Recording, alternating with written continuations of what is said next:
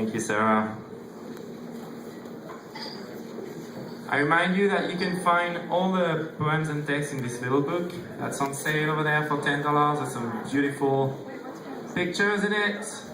So we would like to thank Braden, which is a drinking establishment in the other part of the town in the marina. You can see their beautiful interior design featured in some of the pictures right there. So that's on sale for $10. I would also like to thank, we would also like to thank Erin Opperman. Where is she? Erin, can you stand? That's not enough, you're just raising your hand. Wow, there she is. Thanks, Erin. Erin directed the photography and the book design in this book. Let's keep it going with the next writer, who is a San Francisco-based playwright, writer, and translator. His plays have received stage readings at Bluxton Point and Greenhouse in San Francisco, as well as Dixon Place and Lesser America at Theater for the New City in New York City. Braden holds a BA from Bard College and an MFA from San Francisco State University. Welcome, Braden Marks.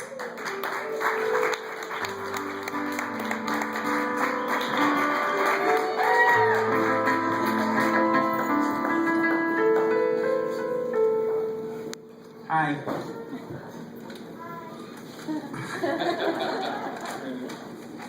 Oh, wrinkly. Okay. This is not a play. Exercise A. This is an exercise in how much you can love yourself. Can you remove the layers of your clothing entirely and catch a glimpse of yourself in the mirror without thinking, I'm overcharging? Can you notice his mangled toes, his leathery spotted skin, his snow white hair and snow white dandruff without thinking, I'm not charging enough? Can you make yourself actually comfortable propped up on dusty pillows on an old man's bed, holding a mirror just so? Can you? Even as he growls in frustration that you are lazy, that you've let the angle of the mirror fall even though he specifically told you to hold still. Can you take it in and do a better job, like he asks, loving yourself all the while? Can you do what he asks of you but do it for yourself? When he barks, look at yourself in the mirror, kiss yourself in the mirror, use your tongue on the mirror, look at your cock in the mirror and say, I love my cock. Can you really mean it? Can you look yourself in the eyes without catching his eyes just beyond? Can you distinguish between the you that is flesh and breath and supple from the you that is glass and light and cracked at the corner? Can you convince yourself that the sadness in the eyes reflecting back at you is not your own sadness, that you, the flesh you, is actually having fun, is taking advantage of his youth, is making money, is an activist, is counterculture, is breaking barriers, is resisting norms, is overcoming stigma, and is, in fact, empowered here?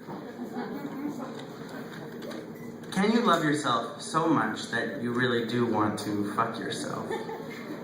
Can you love yourself so much that you really do want to fuck yourself, even when you can hear the sound of him slapping his sagging penis against his bony old thigh?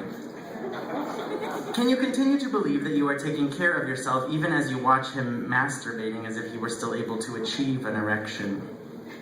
And in the moment when you hear the creak of him rising from his wooden chair, can you maintain enough connection with your breath not to panic? Do you love yourself enough to eke out that invisible layer of protection around your heart, the one that is so much easier to put up than it is to take back down again? Do you love yourself enough to disregard his hot breath at your neck and ears and the smell of long-digested coffee and something you can only identify as elderly? Can you say the things he's asking you to say with gusto, with vibrato? Can you fake sincerity in a way that's authentic?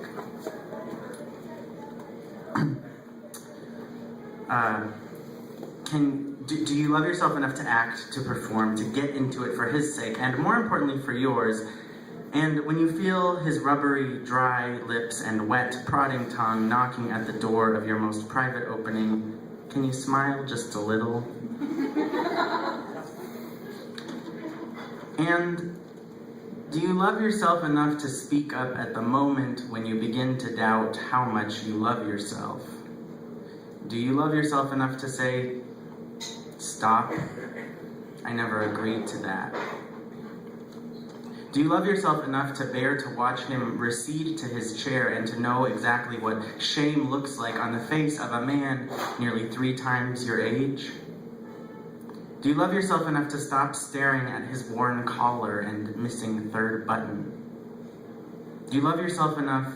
Do you love yourself while simultaneously feeling guilty for having embarrassed him, having let him hear the edge of disgust in your voice, for breaking the illusion that it was your job to create and for which you have already been reasonably compensated? Do you love yourself enough to hope that he loves himself enough and just let that be enough? Can you regain composure and finish the job appropriately and professionally? Can you just keep focused on the blue, yellow, and white painting of the 3 ballerinas lounging in front of their mirror? And when you are clothed again, can you look him in the eye and deny the turbulence at the top of your stomach as you do kiss his cracking lips and say, "Thank you. Thank you for welcoming me into your home. Thank you for the money and for this opportunity to know myself better. Thank you for accompanying me to the frayed edges of my own self-love." And can you mean it? Thank you.